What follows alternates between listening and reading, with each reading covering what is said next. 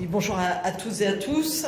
À toutes et à tous, pardon. On est dans une semaine de transition, on va dire, puisque nous sommes dans une semaine à l'ordre du jour de l'Assemblée nationale, chargée, très chargée, puisqu'il y a une vingtaine de textes inscrits cette semaine à l'ordre du jour.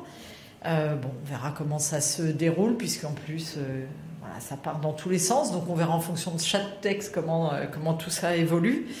En tout cas, nous, demain, on a une commission mixte paritaire sur la PPL qui avait été portée par notre collègue Daubier pour permettre de reconvertir un certain nombre de locaux comme des bureaux ou des locaux commerciaux en logement de manière facilitée et bureaux en logement. Ça fait partie des sujets de logement sur lesquels nous travaillons beaucoup au niveau du MODEM, puisque en plus nous aurons Mickaël Cosson qui rendra son rapport sur le statut du bailleur privé dans quelques jours. Donc c'est vraiment quelque chose sur lequel nous souhaitons travailler sur le logement, et on est bien entendu satisfait d'avoir pu avoir un texte qui aboutit sur ce sujet-là. Le logement qui est un enjeu pour un grand nombre de nos concitoyens, et on voit bien avec l'avènement du télétravail un certain nombre de mètres carrés qui ne sont plus ou moins pu utilisés. Donc si on peut en profiter pour refaire des logements tout en économisant de la surface, parce qu'il y a aussi la partie écologique qui est importante, et bien réutilisons. Et donc c'est pour ça que nous sommes ravis d'avoir cette CMP cet après-midi. Et puis voilà sur ce qu'on voulait vous dire sur cette première partie-là. Est-ce que tu veux rajouter un sujet ou on passe aux questions? Passer aux questions directement.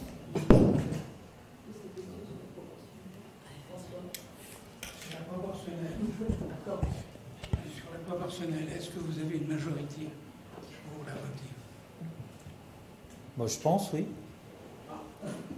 Oui. Enfin, je dis je pense alors que je sais que oui, en fait, oui. Vous souhaitez qu'elle soit... Alors, la proportionnelle, attendez, on va prendre les choses dans l'ordre. Il faut qu'il y ait un travail non, mais un travail et un débat parlementaire. Quel type de proportionnel, tout ça, ce sont des sujets qu'il va falloir porter, qui sont des sujets importants. Nous, notre famille politique, depuis extrêmement longtemps, nous portons le sujet de la proportionnelle parce que nous pensons que cette façon de faire de la politique dans notre pays, qui est basée sur le fait majoritaire, c'est-à-dire que vous êtes élu parce que vous êtes pour ou contre, est quelque chose qui ne fonctionne plus.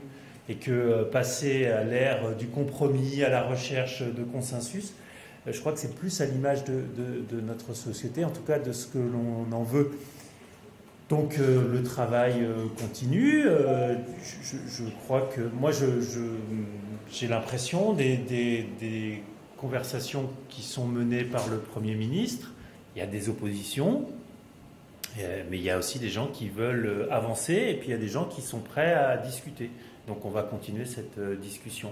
Moi j'ai une conviction, c'est que la proportionnelle permet de répondre à des enjeux démocratiques. Voilà. Maintenant, on aura la discussion tranquillement, sereinement, et à l'intérieur de tous les groupes d'ailleurs, je crois que ce débat doit avoir lieu. Et est-ce que c'est pour vous un sujet qui mérite, pour François Bayrou, de se mettre à dos vos alliés au sein du socle, quitte à perdre aussi le ministre le plus populaire du gouvernement?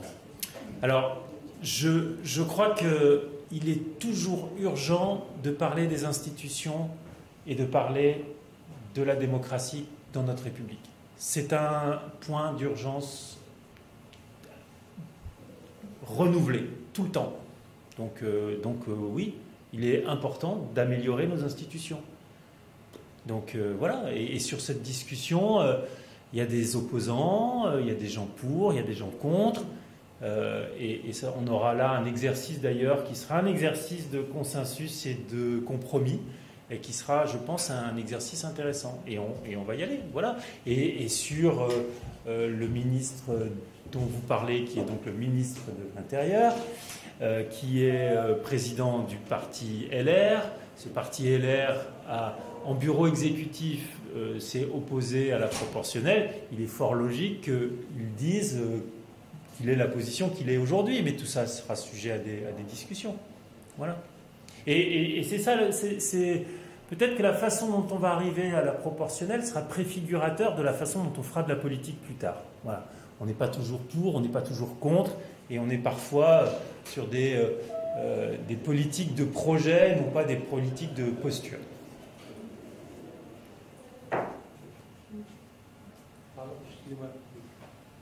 Gabriel Bovitch pour l'effet, je relance mon confrère, mais c'est important de construire des compromis, mais quand un ministre laisse entendre qu'il met sa démission dans la balance, oui, c'est pas plutôt du chantage? Mais il ne peut pas dire autre chose. Alors, il ne peut pas dire autre chose, donc point barre. écoutez, voilà, il a dit qu'il ne porterait pas le texte.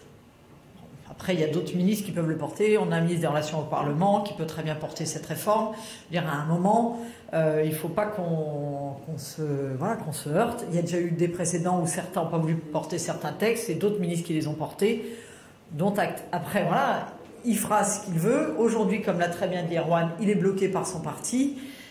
Il est dans la ligne de son parti, très bien. Maintenant, nous, pourquoi on défend la proportionnelle, c'est qu'aujourd'hui, on le voit bien, l'Assemblée nationale est assez bloquée parce qu'il y a eu des alliances préélectorales dans lesquelles certains de nos collègues sont enfermés. Je parle notamment de nos collègues socialistes, où on voit qu'ils ont envie de se démarquer, mais comme ils sont coincés par l'accord qu'ils ont fait auparavant, bien, on n'arrive pas à avancer. Et ça bloque un peu l'Assemblée nationale.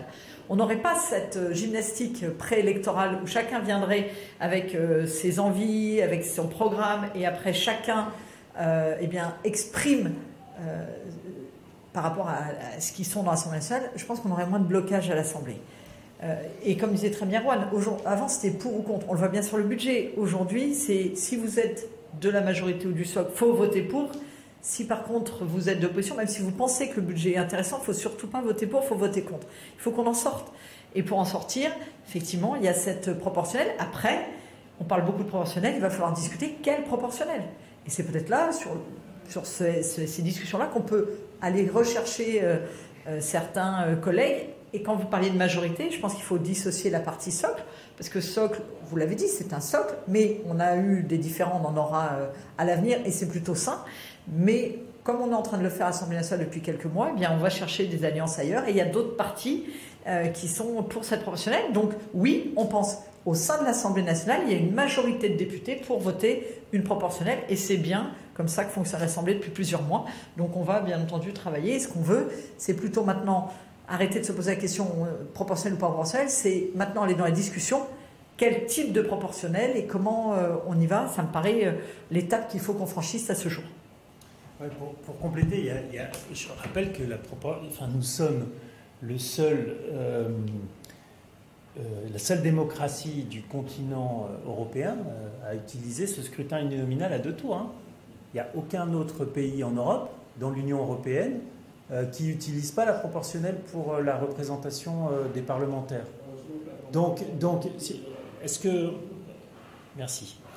Est-ce que ça ne veut pas dire quelque chose? Je pense que ça veut dire quelque chose. Et sur le débat aujourd'hui de dire la proportionnelle rendrait la France ingouvernable, est-ce que le scrutin uninominal à 2 tours n'a pas rendu aujourd'hui la France d'une certaine façon difficilement gouvernable? Donc voilà, il faut qu'on avance. Et il faut qu'on sorte de cette politique du fait majoritaire pour passer à une autre façon de faire de la politique, qui est une façon qui marche dans toutes les démocraties européennes et qui marche plutôt bien, et qui marche aussi plutôt bien au Parlement européen, par exemple. Bonjour, le groupe GDR va déposer dans sa niche une proposition de résolution visant à l'abrogation de la réforme des retraites. Qu'est-ce que vous allez voter à ce sujet et pourquoi? On peut faire à 2 voix, mais c'est un texte. Alors c'est une PPR, donc un projet de résolution pour dire qu'il faudrait peut-être qu'il y ait un vote sur les retraites. Bon. Vous voyez le cheminement, hein. Avant toutes les niches de la gauche, il y avait un texte pour abolir le texte des retraites. Maintenant, on chemine vers peut-être qu'il faudrait qu'on se pose la question d'avoir un vote. Donc vous voyez bien que, bon, je crois qu'ils n'y croient pas vraiment non plus. On a un sujet autour des retraites, c'est un sujet sur lequel on devra retravailler. On a besoin d'obtenir un équilibre. Cet équilibre, c'est ce qui permet de pérenniser notre système. Il y a un conclave en cours. Je n'aime pas trop ce terme, conclave, parce que voilà, on a beau être origine d'un groupe démocrate chrétien, on est quand même dans un pays laïque. Donc il y a une conférence en cours, il faut la laisser travailler et ils auront des propositions, j'espère, qui seront des propositions qui permettront de résoudre tous les objectifs qu'on se fixe, c'est-à-dire maintenir ce système de retraite à répartition et aller vers un équilibre qui nous permet tout simplement de le faire exister sur le long terme. Juste rappeler pour ceux qui sont peut-être moins adeptes de l'Assemblée nationale, une proposition de résolution ne va rien changer. Donc ceux qui pourraient se dire dans nos citoyens qu'elle soit votée ou pas, demain la réforme est abrogée, non.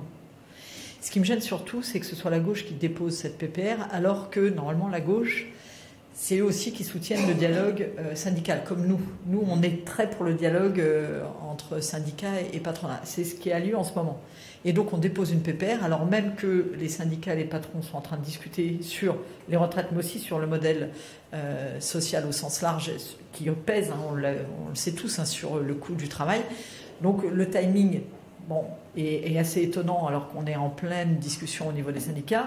Et en plus, elle ne changera rien, cette PPR. Donc, on peut se faire plaisir, on va perdre un peu de temps en discussion dans une niche, alors ils ont des textes qui peuvent être intéressants, ils vont perdre du temps dessus, c'est leur choix. Nous, en tout cas, au MoDem, on votera contre, parce qu'on est dans la même ligne que d'habitude. On a la responsabilité surtout de fiabiliser notre modèle de retraite, afin que tout le monde puisse en bénéficier jusqu'au bout, parce que je l'avais déjà dit et je le répète, si demain le système de retraite s'écroule, comme on nous l'a d'ailleurs rappelé il y a peu, sur la partie haut commissaire et Cour des comptes, au commissariat aux comptes et Cour des comptes, ceux qui seront les plus pénalisés, c'est les petites retraites et ceux qui n'ont pas les moyens d'avoir des logements, etc. à côté. Donc on a tout intérêt quand même à conserver un système de retraite qui fonctionne, qui soit l'équilibre et qui préserve malheureusement les plus fragiles. Et là, avec ce que j'entends, je ne suis pas sûre, quand on sait les difficultés financières qu'on a, que si on va sur ce qu'un jour ils souhaitent et ce que j'espère pas,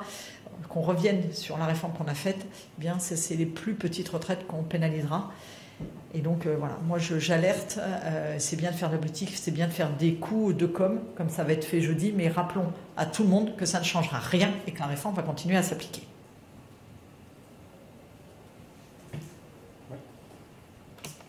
Et votre position sur la polémique ouverte par Olivier Faure et d'autres à propos du ministre de l'Intérieur qui l'accuse d'entretenir un racisme de contexte en mettant en cause les Français d'origine étrangère ou les étrangers, à propos de ce qui s'est passé ce week-end aussi. J'ai pas l'impression que, j'ai l'impression que ça dépasse pas le cadre de Olivier Faure et voilà. Moi, j'ai pas entendu de gros bruit sur ce sujet. Par contre, j'ai entendu du bruit non pas de manifestation, mais au niveau, suite à la victoire du Paris Saint-Germain. Voilà, il y a quelques sujets. Il y a quelques petits sujets. Je pense qu'il va y avoir de nombreuses questions sur ce fait de société, que quand il y a des matchs de foot, qu'il y a des victoires ou des défaites, il y a des troubles, des pillages, du vandalisme. Bon, c'est un vrai sujet qu'il faut traiter, mais il faut le traiter en prenant un peu de recul, en essayant de comprendre et sans stigmatiser les uns et les autres. Moi, j'ai vu, il s'avère que j'étais coincé porte d'Auteuil au moment où l'équipe du Paris Saint-Germain arrivait. Voilà, j'ai vu effectivement des gens des familles, des gens qui voulaient célébrer, et puis des gens qui étaient là pour, non pas nécessairement casser, mais pour s'agiter, voilà. Bon, c'est un sujet de société. Et on ne peut pas continuer à avoir à chaque fois qu'il y a une victoire ou une défaite, en particulier au football, ces pratiques et ces actes de vandalisme. Si je peux me permettre, je suis assez étonnée de cette polémique parce que je n'ai pas entendu, alors sauf si j'ai loupé quelque chose, que Bruno Retailleau a stigmatisé telle ou telle catégorie de la population. Il a parlé de barbares par rapport à la situation, mais à aucun moment il a, dit c'est telle ou telle, c'est telle typologie de Français issus de telle confession. Donc ceux qui sont en train de faire la polémique, mais c'est les socialistes à l'heure actuelle qui, d'un propos qui est neutre, alors certes on peut, et je n'aurais pas utilisé le mot barbare, mais à un moment, ils en tirent une conclusion qui la tire cette conclusion? C'est pas Bruno Retailleau. Ceux qui tirent une conclusion erronée d'un propos générique, c'est cette gauche. Donc je ne sais pas qui veut instrumentaliser et qui veut amener à une séparation et à des conflits en France, mais honnêtement, dans les propos de Bruno Retailleau ce week-end, c'est pas lui. Donc voilà, qu'on ne partage pas le mot barbare, c'est un fait, mais à aucun moment il a stigmatisé telle ou telle partie de la population. Ceux qui le font, c'est la gauche. Donc je vous invite plutôt effectivement à demander à la gauche pourquoi de ce mot barbare il tire les conclusions qu'il donne derrière, parce que moi je ne les vois pas. Et les filles, elles demandent d'ailleurs, et au groupe, ils vont demander. Merci. Et les filles, donc ce matin, nous ont dit commission d'enquête. Donc est-ce que vous ferez partie de cette commission d'enquête? Alors une de plus encore, pour faire quoi? Pour parler de ce oui, enfin, sujet. En même temps, on a des commissions. Je veux dire, il y a des commissions dans notre Assemblée nationale. On a la commission défense. On a un certain nombre de commissions qui peuvent... La commission loi, qui peut se saisir sans avoir besoin d'une commission d'enquête. Aujourd'hui, c'est un truc de fou. On a l'impression qu'il faut travailler que par commission d'enquête dans ce pays. Et, enfin, j'attire votre attention, qu'ont fait les présidents de commission d'enquête? La commission d'enquête LFI sur le budget, les dérapages, ça a donné quoi? Rien. Pas grand-chose. Les commissions d'enquête à tous azimuts qu'on a à l'heure actuelle, ça donne quoi? Très bonne. À part la tienne, bien entendu, Erwan. Mais honnêtement, sur le nombre de commissions d'enquête portées par LFI qui les emmène ou par la gauche, il ressort quoi? Donc ça fait effectivement des belles images pour la presse, mais derrière, il en ressort quoi pour les Français? Rien. Donc, moi, je veux bien qu'on fasse une 1e commission d'enquête. De toute façon, participer, on a des places dedans, on verra si quelqu'un y va. Mais on a déjà des commissions qui sont capables de faire ce genre de travaux. Bon sang, faisons travailler déjà les commissions qui sont là pour ça. Dire ça décrédibilise complètement le travail des parlementaires de notre Assemblée nationale. Et arrêtons de faire les procureurs de tous les faits divers qui passent dans notre pays, parce qu'à un moment, sinon on va faire une commission d'enquête par semaine pour n'importe quel fait divers qui va passer. Donc bon, voilà, moi ce que j'ai à vous dire, c'est que tout ça pour ça encore, laissons plutôt les commissions qui ont des pouvoirs assez importants aussi agir. Et vous qui avez travaillé sur les commissions... On essaye de respecter le temps de vous impartir. Erwan a fait une très bonne commission d'enquête sur la culture. Non, mais sur la avez-vous vu le film Fille-mère, Jeune mère? Alors là, non, j'ai pas vu le film encore, mais vous savez, comme ça fait 5 ans que je travaille dessus, c'est très bien de parler de la protection de l'enfance tous les jours et de faire des commissions d'enquête, parce que j'ai encore vu qu'il y avait une commission d'enquête au Sénat, mais à un moment on n'a plus rien à apprendre, maintenant il faut agir.